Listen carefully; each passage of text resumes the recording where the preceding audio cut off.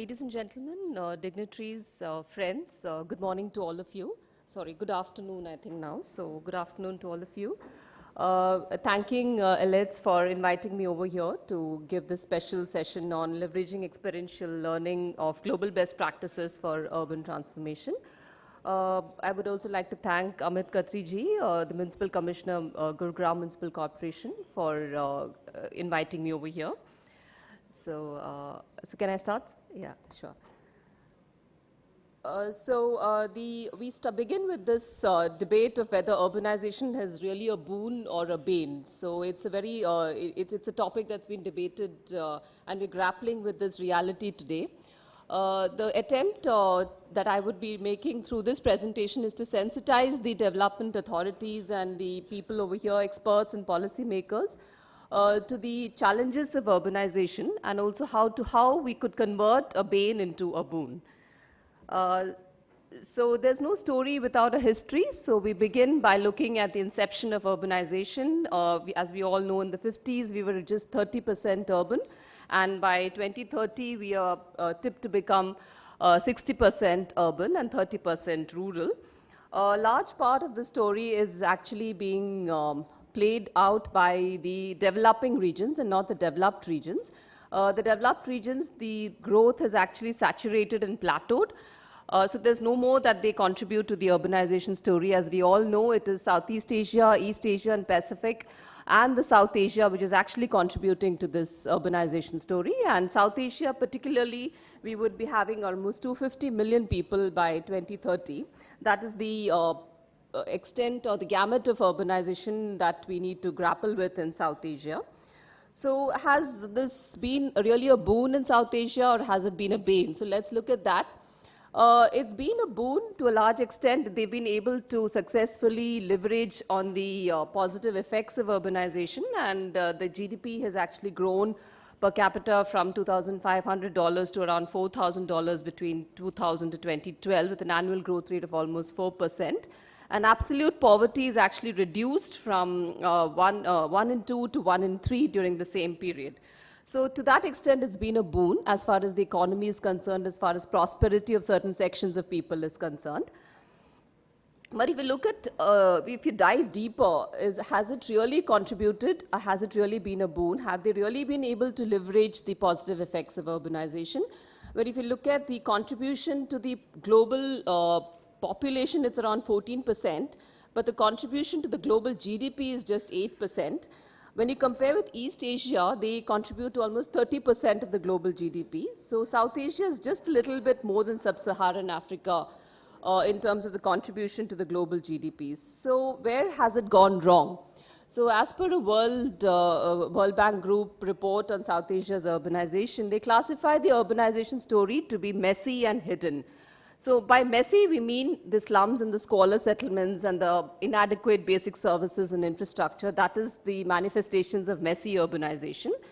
Like we have the figures in South Asia, that's almost 130 million people residing in slums and the need of almost 203 million units by 2050 to cater to the housing need.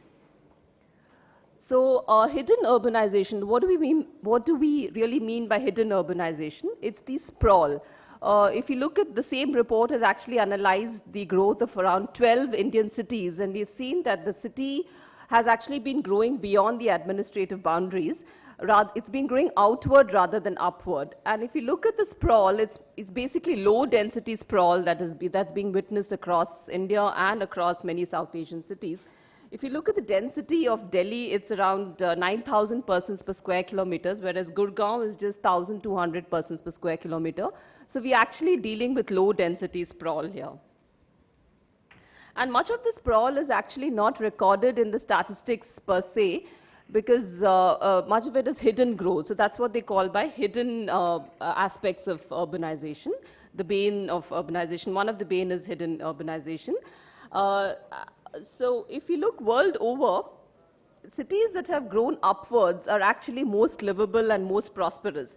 For example, Singapore, New York, London, and Paris are known to be the most livable cities in the world. These cities have actually tackled the effects of congestion and the congestion costs optimally by providing for basic services and infrastructure. So if you look at the growth in India's urbanization story as well, now we've looked at South Asia, we've looked at the world, we've looked at South Asia, let's come to India. India's urbanization is also largely messy and hidden, as we all would agree.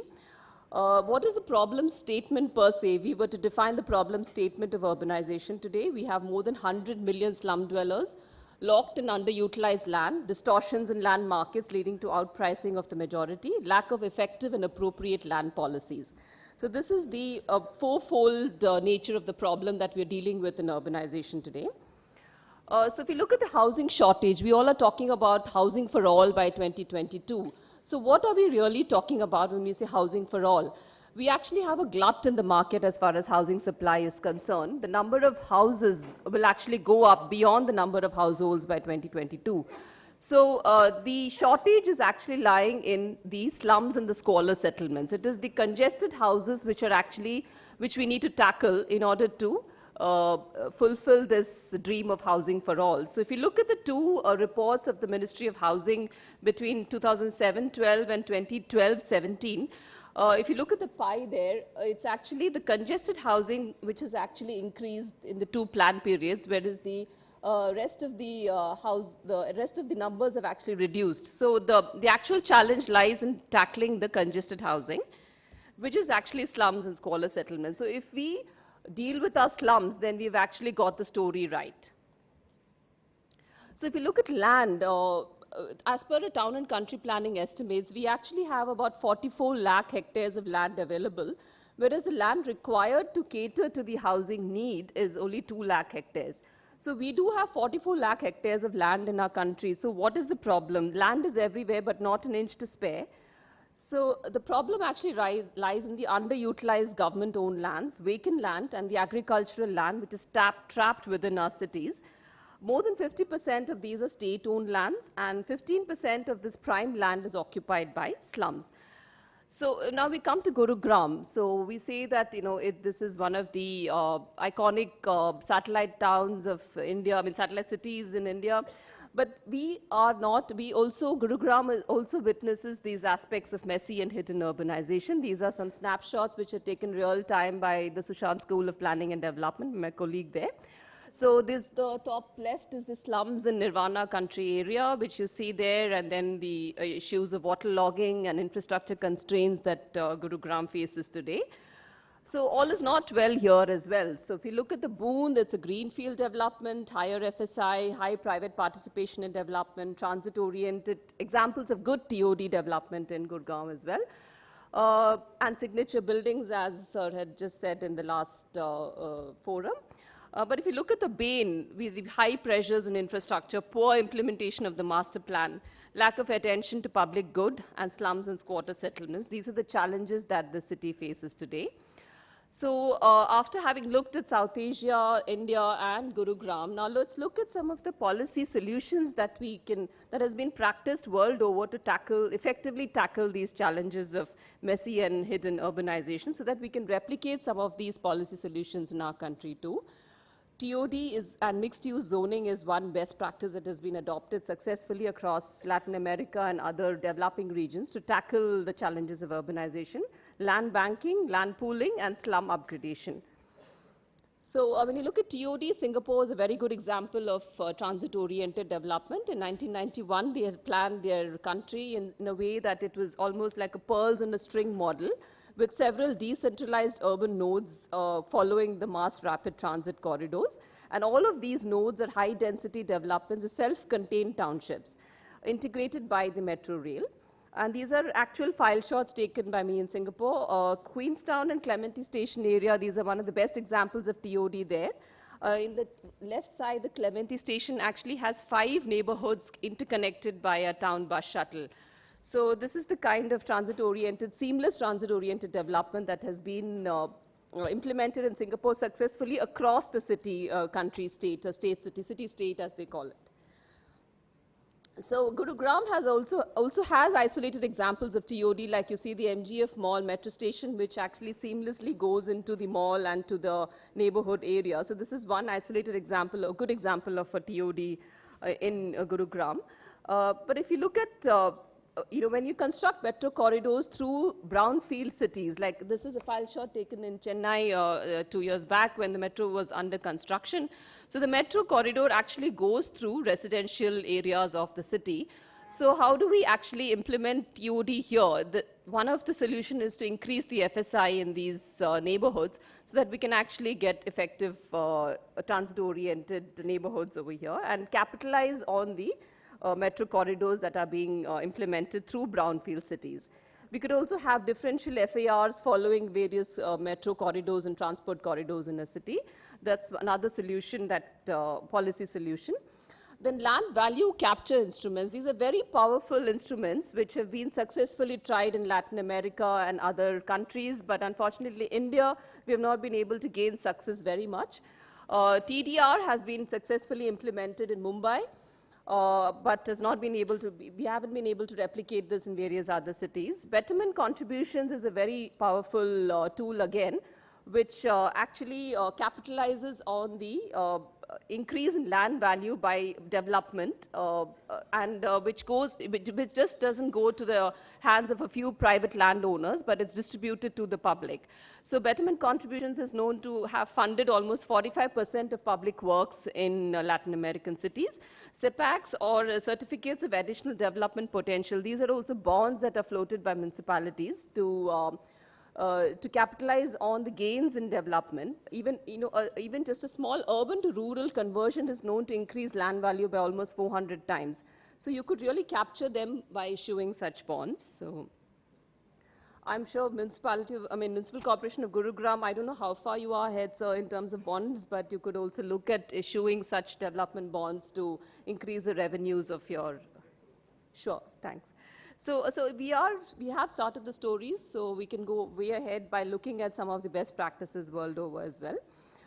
Land banking is another important, another useful tool where it has been successfully again tried in Latin American cities where land is actually purchased, cheap agricultural land is purchased in periphery of cities, and in collaboration with private developers, they construct affordable housing in the city peripheries. Land pooling, again, has been successfully implemented and practiced now by DDA. And DDA has received almost 4,200 applications for almost 4,000 hectares of land as of August 2019 through their online registration portal. But some of the fallacies or the myths, some of the flaws of policy is about constructing houses in peripheries without actually providing for infrastructure and basic services. When we go ahead by constructing houses, when we get cheap agricultural land and then think that the infrastructure and the basic services would follow, that's a big flaw in implementation. For example, under the JNNURM, we constructed more than 1 million houses, but 25% of them are vacant today. A similar situation was there in Mexico, where they constructed houses in city peripheries, and now they have to face with the reality of ghost towns. So slum upgradation is a very effective policy solution which needs to be implemented effectively in India, which is still not being implemented due to various issues of political will, land values, land tenure rights, etc. It's been successfully implemented in Africa with various policy, innovative policies embedded through cross-subsidy, community contribution, skilled workers from the community, group titles and customary land, etc. We also have a very effective slum improvement strategy which has been designed as part of the Pradhan Mantri Awas Yojana, which I was part of the policy formulation in this program, wherein we actually told cities to scientifically map their slums across the city and then involve the community in redesigning their slums and come up with very scientific slum redevelopment options by looking at which slums are tenable and non-tenable, etc. And slum redevelopment is not just about tackling the existing slums, it's also about the preventive strategies so that we prevent slums from forming in future again, which involves a lot of projections of population, looking at tweaking policies and facilitating, designing facilitating policies so that housing construction improves and improving the access to finance for the urban poor. The National Urban Mission is another very good initiative of the Government of India, which actually talks about making peri-urban areas which are administratively rural and making them self-contained by provision of infrastructure, critical infrastructure gaps through grants from the government. So under this mission, which I had the opportunity to formulate and implement for 3 years, under this mission, we are actually developing 300 clusters called urban clusters across the country. So this would go a long way in actually reducing distress migration from peri-urban and rural areas to urban areas. So in conclusion, when we've looked at the challenges globally in South Asia, in India, the banes of urbanization, and how do we tackle them through certain policy solutions, and in conclusion, the key strategies are customized solutions balancing both congestion and urban sprawl, infrastructure and services to keep pace with the urban growth, invest in intra-city linkages between large and secondary cities and towns, enforcement of spatial tools and master plan through a carrot and stick approach. Now, this is extremely important, enforcement of the master plan and the urban planning tools. There's no dearth of urban planning tools today, but it's just the enforcement which is lacking in India, which has been the story for the last 25, 30 years, when it's enforcement, enforcement, and enforcement. Of course, then apart from that, last but not the least, is to empower and strengthen our urban local bodies, technically and financially. So if we get some of these key strategies right, I think we can really look at making our urbanization a boon and rather than a bane. Thank you very much.